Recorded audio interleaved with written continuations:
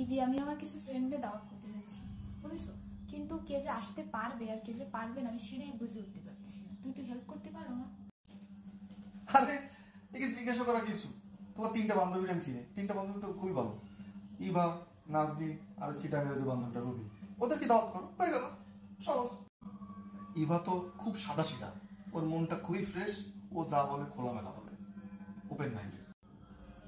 নাজনি তো ও খুব ভালো মেয়ে, ও সাদা সিধা, ও একটু ঘুরতে ফিরতে পছন্দ করে, ও একটু ভার্সিটির মধ্যে একটু ভিডিও থাকে, ওর ভিডিও আমি একটু দেখি মাঝে মাঝে।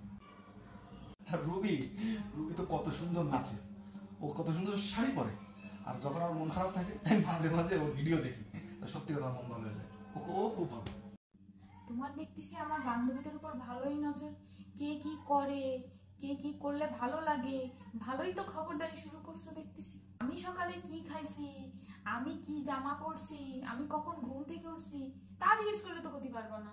আমার কোন বান্ধবী কে নাচতে পারে ভালো, কে দেখতে ভালো, কে ভালো অভিনয় করতে পারে, কে সরল সোজা, এগুলো তো ভালো বলতে পারো। তো রুবি শাড়ি পরেছে সেটা তোমার খুব ভালো লাগে। হ্যাঁ, রুবি সুন্দর করে শাড়ি পরতে পারে তো আমিও জানি।